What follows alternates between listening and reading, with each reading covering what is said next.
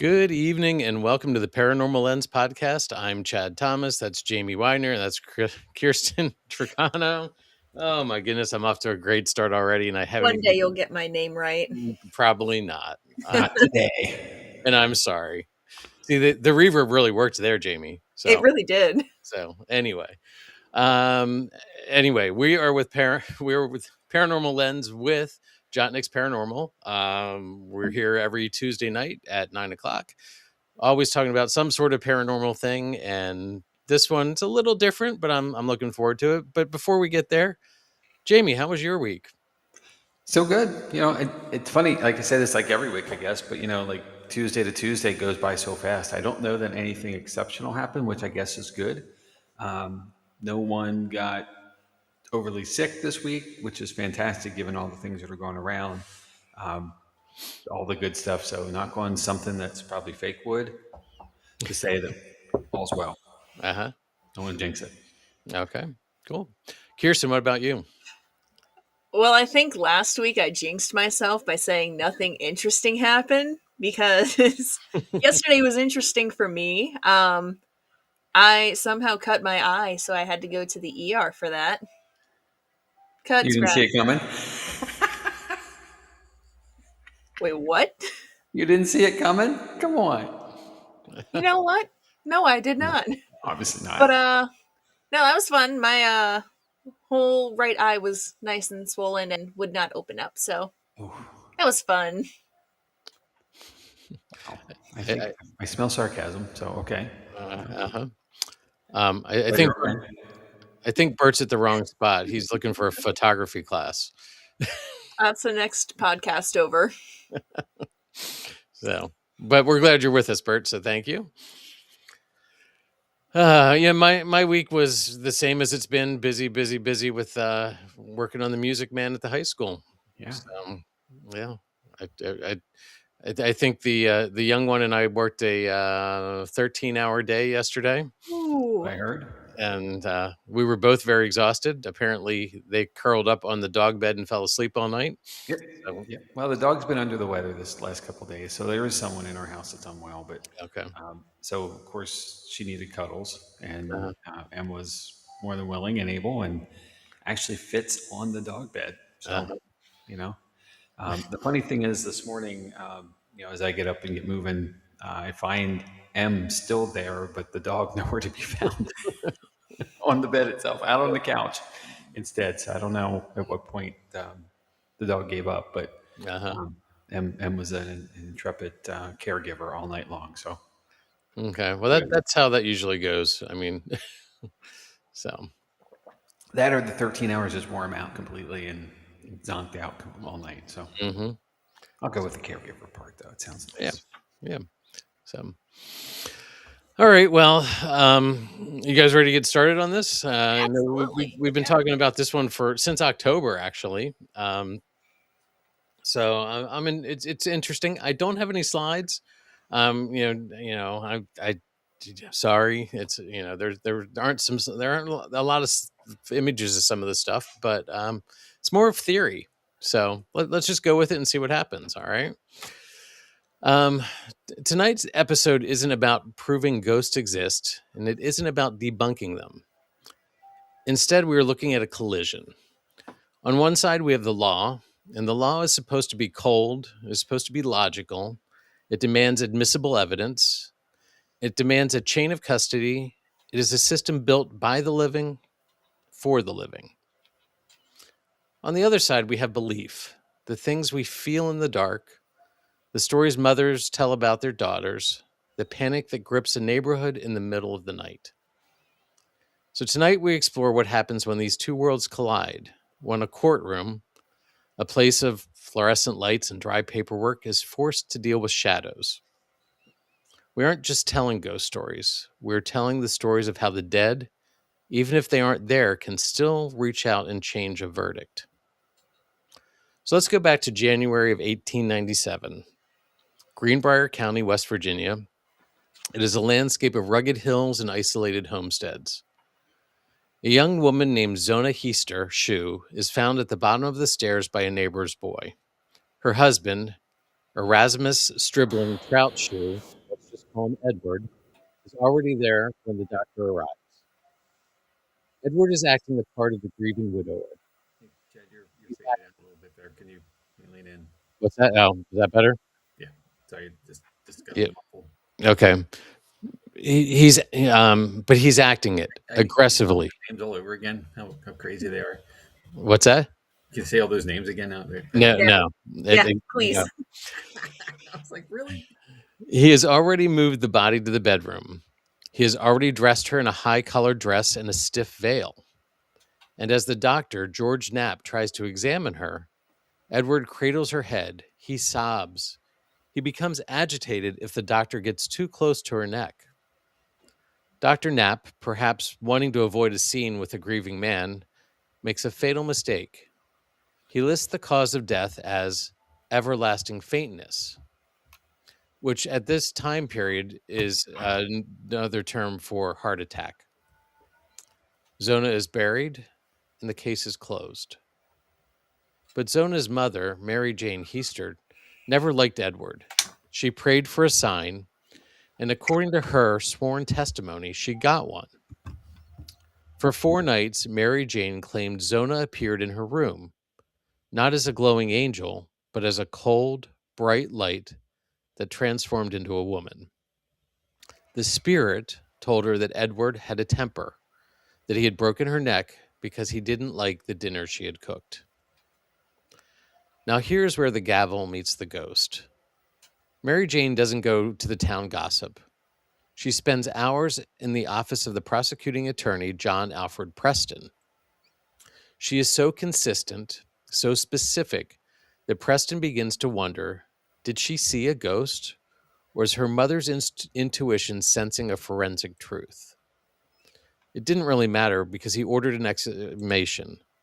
The town gathered, they peel back the earth, and when the surgeon opens the neck, they find that the windpipe has been crushed, and the first and second vertebrae were fractured. Edward Shue's trial was a circus, but the prosecution was smart. They didn't mention the ghost.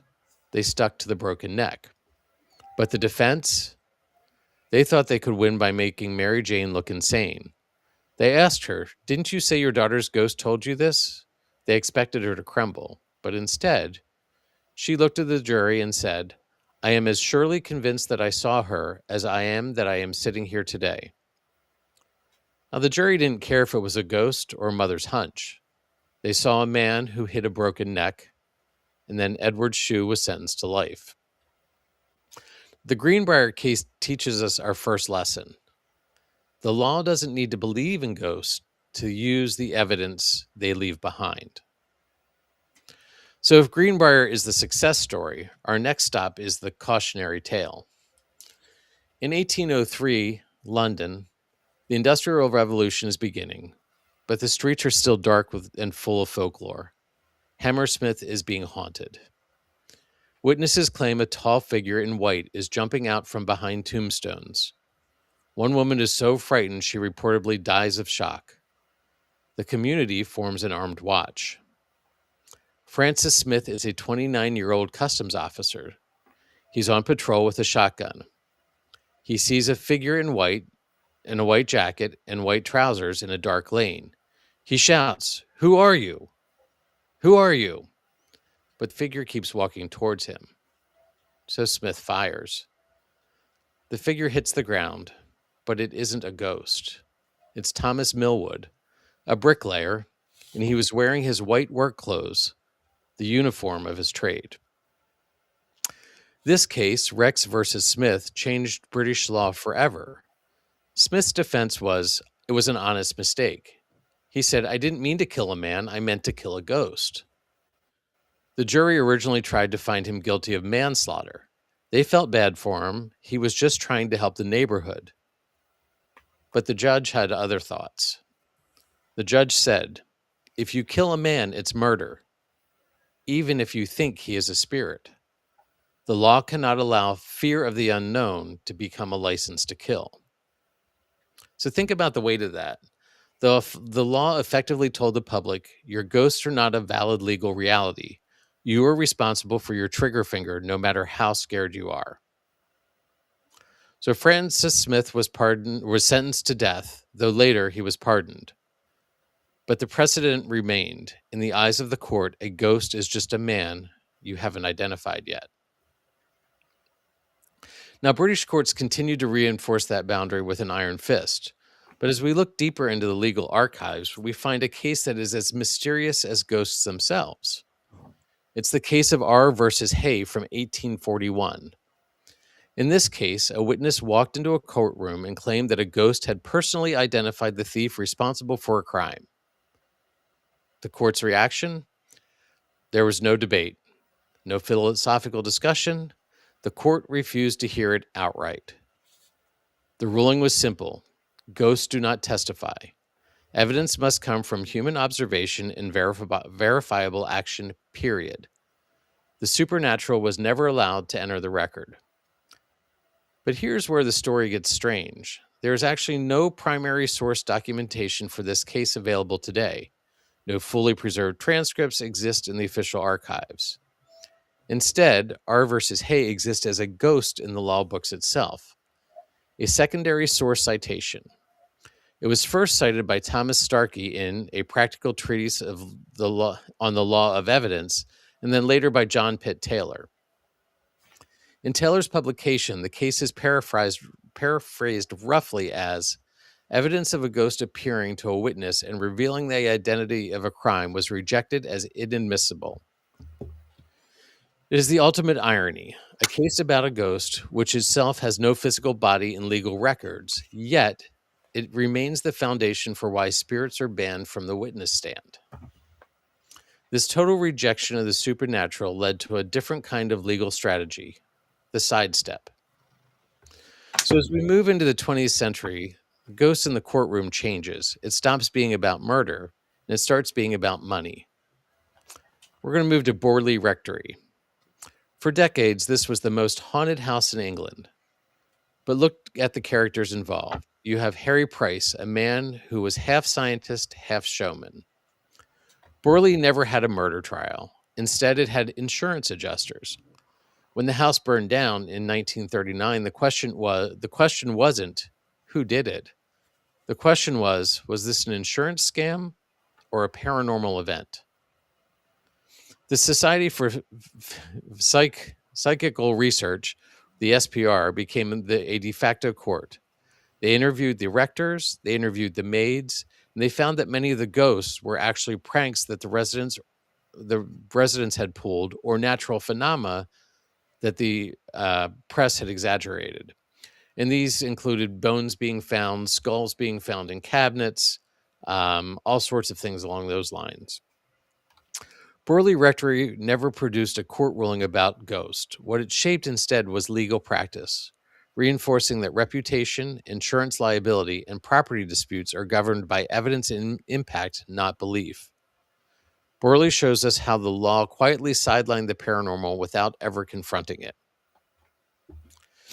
In 1967, a quiet law office in Rosenheim, Germany, became the center of a chaotic, unexplained phenomenon. It started with light bulbs exploding in their sockets.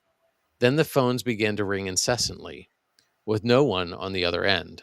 Electrical meters, the old kind with the spinning dial, began spinning at impossible speeds. The authorities didn't just call a priest, they called in physicists and forensic investigators. Even the insurance companies arrived, demanding a rational explanation for the damage. The suspicion, of course, was fraud. Someone had to be tampering with the wires. But after weeks of high-level scrutiny, no trickery could be found, no rational explanation could be proven. So, the German legal system did what it does best. It didn't declare the office haunted, and it didn't officially recognize a poltergeist. Instead, it simply dismissed the charges. Not because they accepted the supernatural, but because they couldn't prove human misconduct. The law requires certainty. It demands a chain of cause and effect. And in the Rosenheim case, when certainty disappeared, the legal case collapsed. Because in a courtroom, if you can't prove who did it, it doesn't matter what was done. This brings us to a term every homebuyer should know: stigmatized property. In modern law, from the US to Japan, courts have to decide, is a ghost a physical defect? If your roof leaks, you have to tell the buyer. If your basement is full of spirits, do you have to let them know? Stamvowski versus Ackley in 1991. This is the Ghostbuster ruling. A man buys a house in Nyack, New York. After signing the papers, he finds out the house is famous for being haunted by reading Reader's Digest, and he sues to buy it back out. The New York Court of Appeals had a problem. They couldn't say ghosts are real, but they also couldn't ignore the house had a reputation that lowered its value. Justin Rubin famously wrote, "As a matter of law, the house is haunted." What he meant was, because the seller promoted the house as haunted in magazines, she had created a condition that the buyer couldn't see during the inspection. The court couldn't validate the ghost. They validated the marketing. So we have to ask ourselves, why are we still talking about these cases? In an age of DNA sequencing, satellite tracking, and digital forensics, why does a ghost story from 1897 still hold our attention? It's because the law is our ultimate attempt to build a world of certainty. It is a lighthouse. We want to believe if we follow the procedures, if we respect the rules of evidence, the truth will eventually emerge into the light. But as we've seen tonight, the old world, the world of shadows, spirits, and the unexplained, it never really went away. It just changed its clothes. So let's look at the evolution we've tracked. In Greenbrier, the ghost was a voice for a victim who couldn't speak. It was the only way a grieving mother could force a cold system to look at the bruises it had missed. In Hammerstein, the ghost was a mask for human panic. It was a reminder that when we are afraid of the dark, we become the very monsters we are trying to hunt. In Rosenheim, the ghost was a glitch in the machine, a moment where physics and law failed simultaneously, leaving a courtroom with no choice but to walk away in silence. And finally, in New York, the ghost becomes a line item on a real estate contract, a latent defect, a financial liability. Now, the gavel and the ghost will always be a tug of war. The law tries to ignore the supernatural. It tries to build a high wall of admissible facts to keep the spirits out. But the law is practiced by humans, and humans are driven by belief. We don't bring ghosts into the courtroom because we've proven they exist.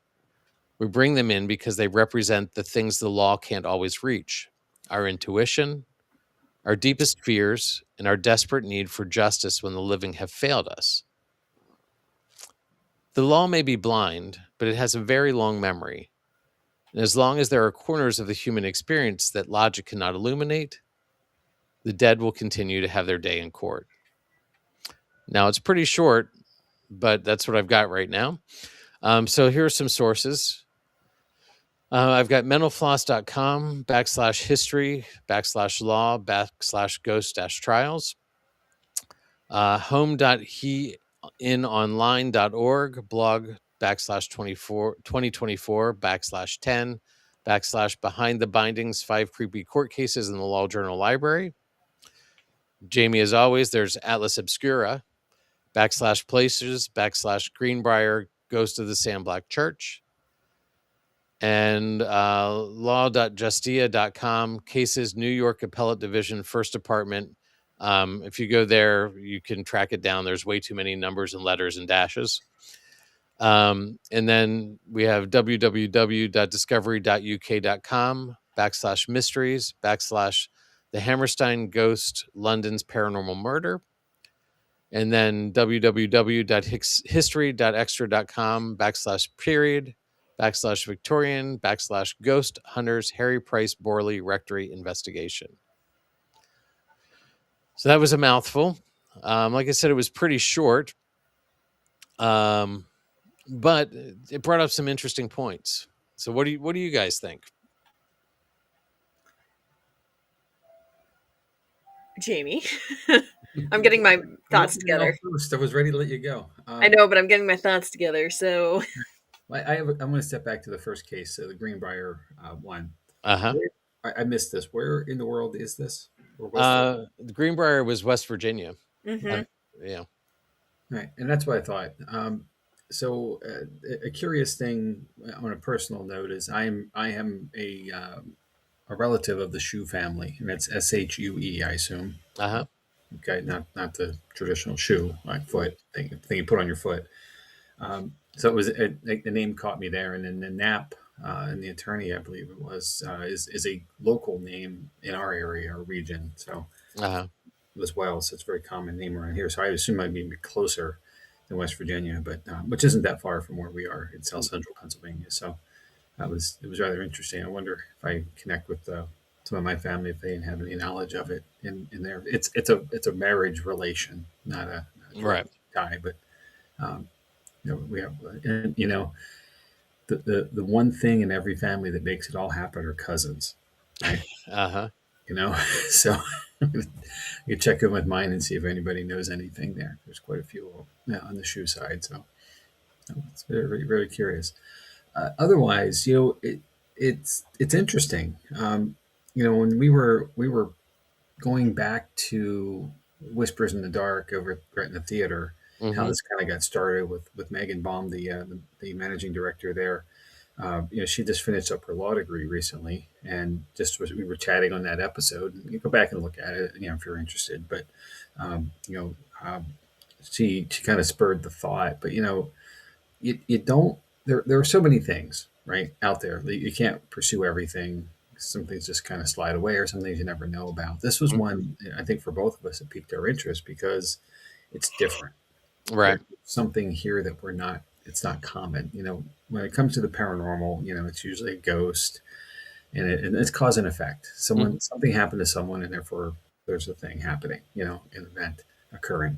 Um, but we don't think about the consequences and the actions and the, the after effect of someone passing. There's largely legal action involved, depending on especially if it's someone didn't die of natural causes. Mm-hmm. Unnatural causes means usually somebody something happened to them, and someone therefore might be liable Mm-hmm. or is liable. So there's a process, and all of that, and then more specifically too. And I've teased this has been on the schedule, but not really a couple times for me is like paranormal and real estate, you know, um, buying a home that's active, and the disclosure side of it. And I think Bert made a comment back here a little bit. This one it says that we were talking in that concept or in that context. He says, "Nope, don't even have to disclose a death or a murder there, being in a home that's active or Mm-hmm. has had something." So I always think of the scene from Step Brothers. If you haven't seen it, I highly recommend it. It's hysterical. Good Um, movie. Thank you. They're the parents, the step parents, the brother, the step brothers, respective parents separate. The house is getting sold, but they don't want it to sell, so they're staging all of these occurrences while people are coming to see it. One of them is, one of them's dead, and the other one's holding him in the foyer. When the agent comes in, and the person says, "Nope, I can't deal with any more death," like it's a regular thing for them, Uh-huh. and they bolt, but you don't know, Right. and you have an active home that you grew up in. You didn't know of it until later in life, as you explored it and found out more about it. I live in an older home. I've lived in several older homes. Welcome to East Coast. Everything's old here. Mm-hmm. From what we have in the U.S. and go to Europe, of course, we're babies there in the sense of our history, and properties.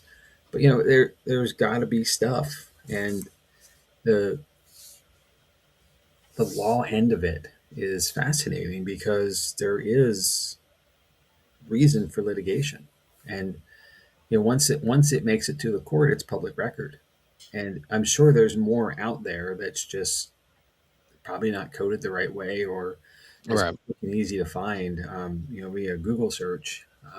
But if you know where to look and how to look, I'm sure we could come across so many more cases or instances that would be fascinating. This could go on for quite a while. Mm-hmm.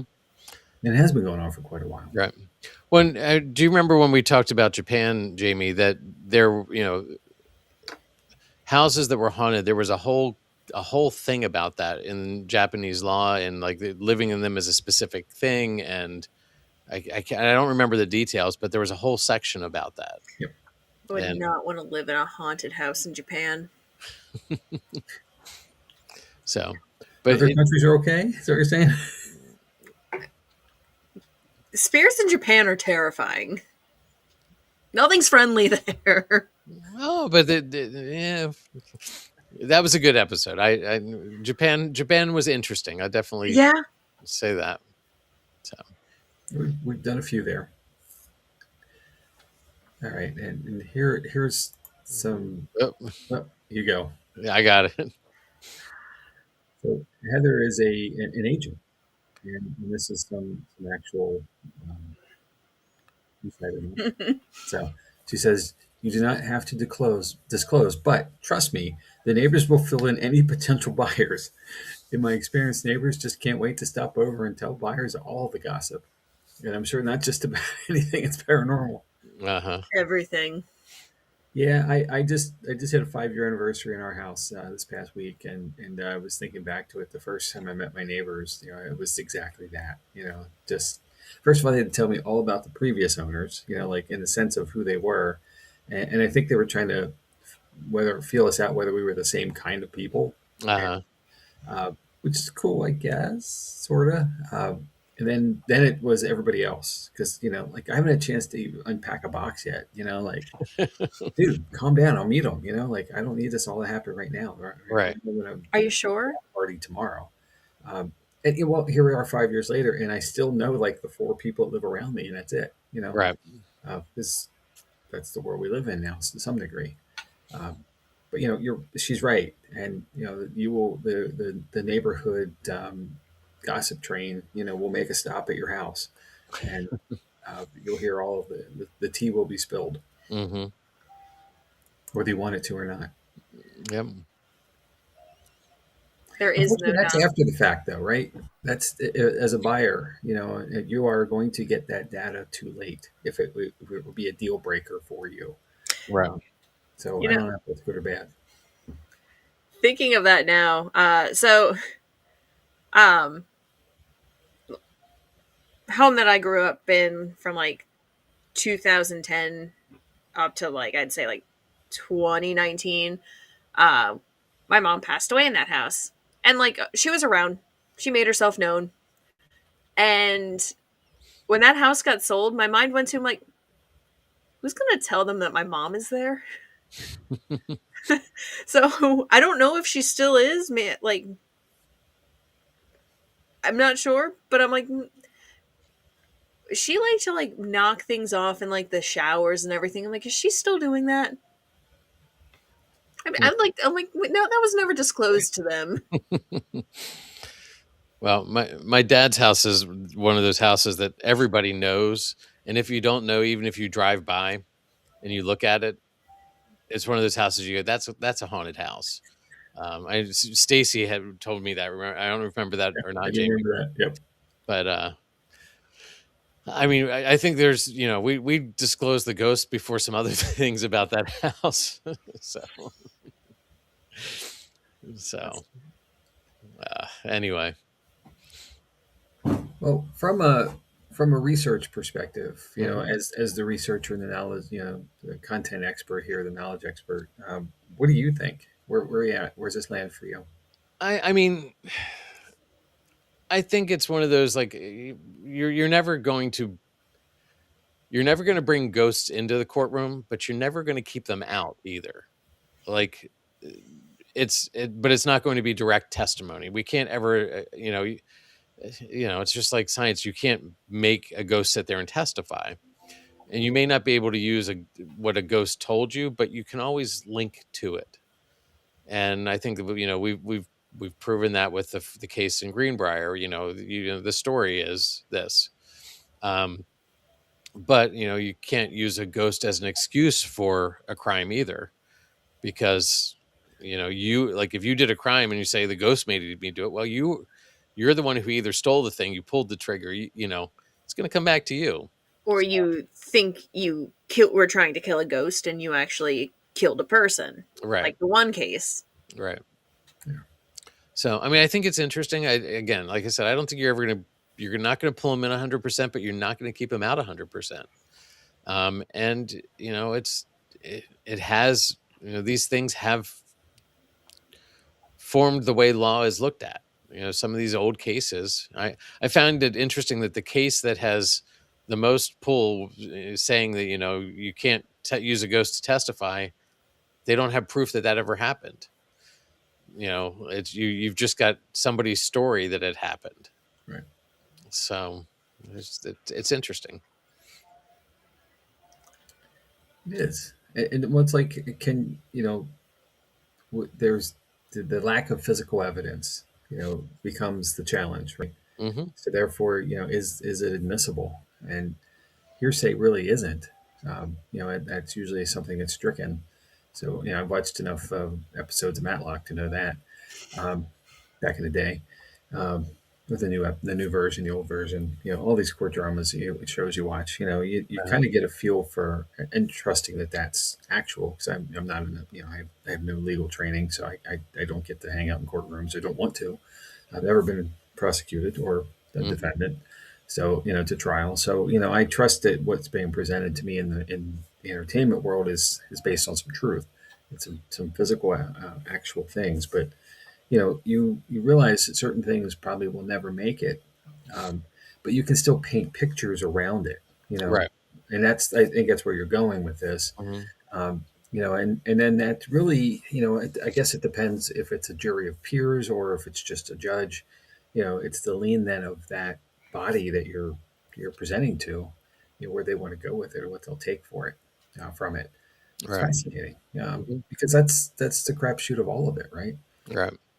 It's slam dunk cases sometimes just aren't believable, and people walk, right, or technicalities occur, I guess. But that's something. Yep. So here's another interesting comment from Heather. Yeah.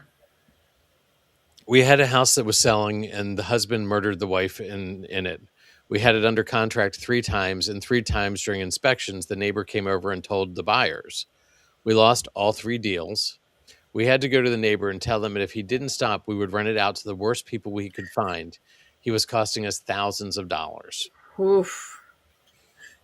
I mean, I'd get pretty mad trying to sell a house and someone's telling all the gossip. Yeah. And Bert said, if an attorney had enough guts to bring the paranormal into the case with all the TV shows, I'm pretty sure the jury would listen. So, I mean, that's an interesting twist on it to show how times have changed. Sure. Well, that's the reach of media right now. All Right. the entertainment resources are everywhere, and it's hard not to step into something. Mm-hmm. I mean, I would guess that I would be challenged to think that there's somebody who doesn't at least have a vague awareness of what Ghostbusters is. Right. And all the time ago that was, how iconic it's become in our culture, or pop culture. Even there to have some working knowledge. That's just amazing to me, much less the programming that's definitely available on every night of the week. Mm-hmm. Every media outlet. Okay, good point.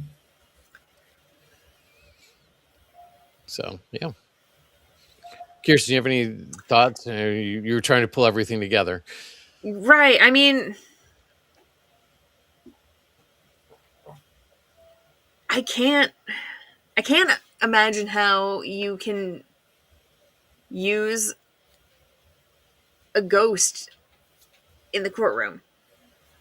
To me, it's like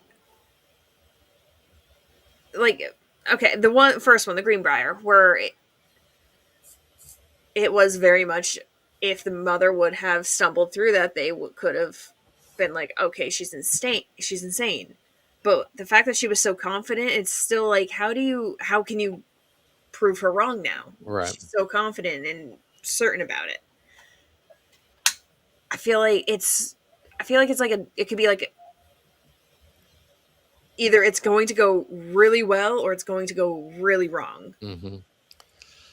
But in the Greenbrier one, it wasn't the ghost that provided the evidence. It was It the was the mother. it was the mother who provided the evidence. It's just how she got, like, she never Right. took that into court.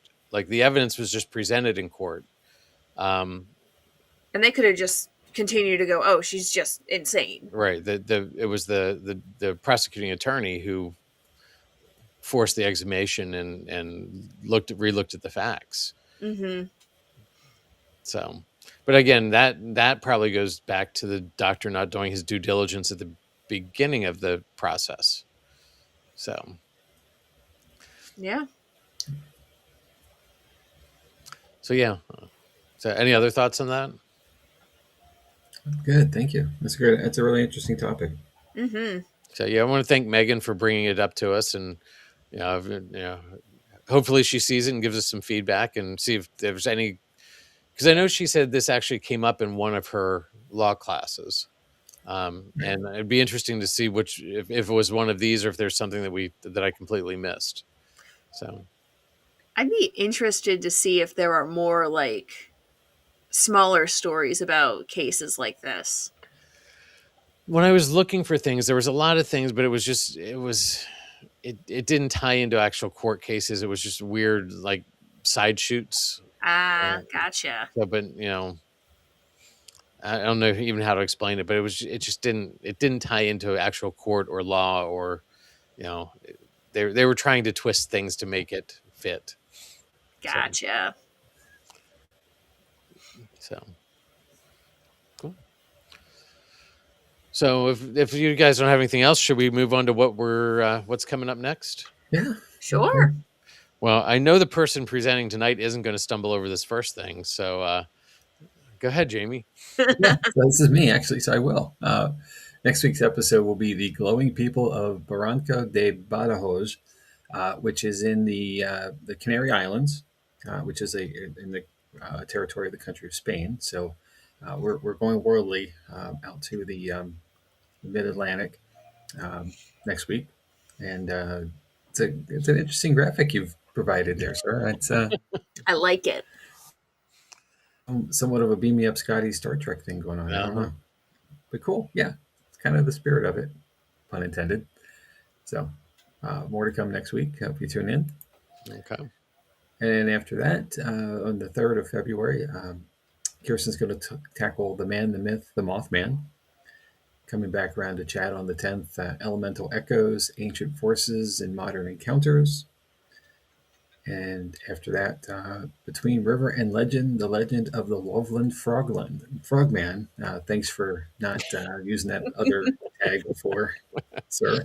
I appreciate the update. Uh-huh. It is still really long, though. It's very long. Dude, do you get paid by the word? Is that what it is? Yeah. Yep. Yep. Oh, That explains so much. in that case, okay. I used to have employees who moved very slowly to get tasks done, and I always said, I don't pay you by the step, right? Uh-huh. They just move slower, so go figure. And after that, Kirstin's coming back with the Tower of London, crowns, chains, and ghosts. All the above. All three. All the time. Very cool. Every day. Every day. All day. Get your tickets now. All right. And we talked about this quite a bit, but coming up on the January 30th and 31st, next Friday, next Saturday, we will be in Hanover, Virginia for the Hanover Tavern Paracon. We are officially on the vendor list to have a table there to talk about the Paranormal Lens Podcast and all things paranormal, spooky, fun, cool stuff. So if you're in and around the Hanover area, which is just north of Richmond, Virginia, stop by. It's a great event. It's several years now, I think 5 or 6 years. Actually, our first time going officially. Chad's been there before and talked it up so well. We had to go do it with all of us. So And don't let the word vendor scare you. We're not selling anything. We're not selling anything. Yeah, we'll have some stickers and all that good stuff. I will sell my terrible jokes. There's mine are free. They're endless. So. Yeah, so as a vendor, we're just in the page. That's why I say it that way. There's a lot of cool people there, a lot of great presenters, speakers, so forth over the 2 days. Friday is 12 to 6, Saturday is 11 to 7, something like that. So very, very full weekend of activity around the paranormal stuff. And of course, It's the Hanover Tavern. So it's a go great back and check venue. out our episode that Steve Dills, our good friend, hosted for us, presented for us. Fantastic. He and Chris did a great job about 1.5 years ago. So it's in the archives. And there's a picture of Steve right there. So. Yep. And then how to find us. So obviously you were here through our very live episode tonight, but there's some resources to catch up to us as Jott-Nyx Paranormal and all of the stuff that we offer. First and foremost is our website, which is jott-nyx-paranormal.com. That's JOTT-NYX paranormal.com. JOTT stands for just one of those things, and then Nyx is the Greek goddess of night. So just one of those things of the night for those who might be interested. And then you can always email us at paranormallenspodcast@gmail.com. We certainly do listener submission episodes. We've done several. We'll do many more, of course, as long as they come in. We're happy to jump on them and get to it. We self-produce, so we can move that schedule you saw around easily. Just ask for a little bit of time to do some research, to do justice to the topic. And certainly you might be able to come on and be a guest with us. It's something that is that passionate for you. We're happy to have that happen. So, and then we have a link tree, which is all of our resources, all the socials, all the good stuff. We have a team store. All of that is at linktree/paranormal lens. That's linktr.ee/paranormal lens, all spelled out. And we talked about this last week. We have a Buy Me a Coffee page. So buymeacoffee.com/paranormal9. If you're interested at all in supporting us in our programming and our efforts to get good content out to you, we would certainly appreciate it. It's an easy way to do so, not a commitment of any significance, but basically just buy us a cup of coffee. And the proceeds will help us offset the costs for operating the program. Fortunately, those things, like everything, is accelerating these days. So we really would appreciate your support. And look forward to seeing you around the way. Yep. Heather has a question for us. Oh, yeah. So are you setting up your lounge at your booth again? Maybe.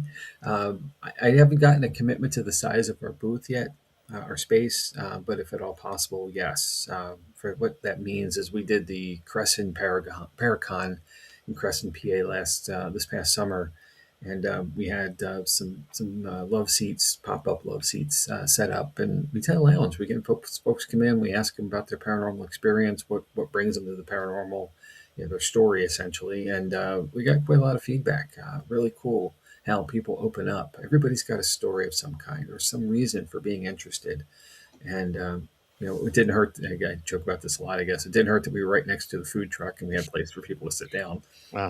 But still, folks were willing and engaged in the conversation, and we learned a lot about a lot of people. And the pressure on our end of it, we're not recording it. We're not, there's nothing more than just a couple people having a conversation. So we'd like to be able to do that again, and we will if we can, and if not here or elsewhere along the way.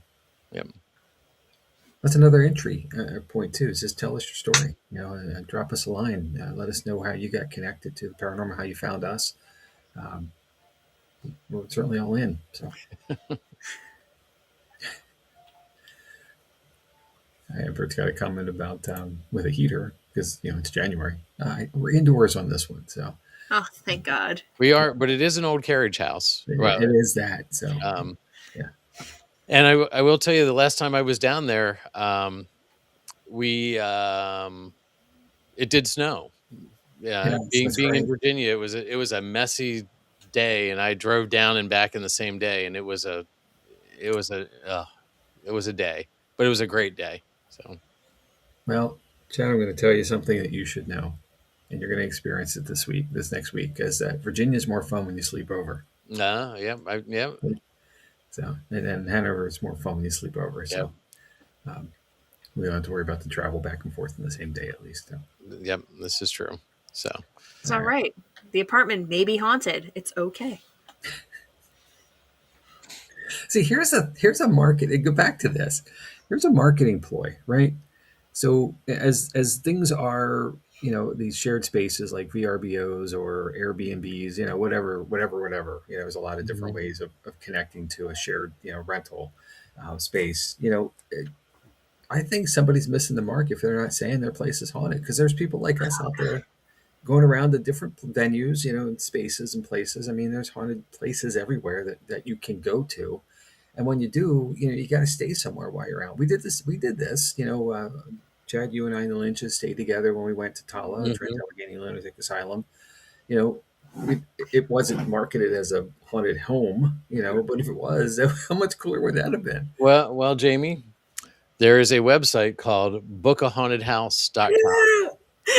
All right, there's something Perfect. That's and it. There is something for everybody. You can add your house to the list if you want. Sweet. I'm pretty sure. Put that in the comments. We got to look at that. I'm pretty sure when I was don't remember where I was going to stay, but I was looking on Airbnb for a place to it was up in New York, and there was what came up was a haunted apartment. Like, it was labeled a haunted apartment, and part of me was like, that is very tempting.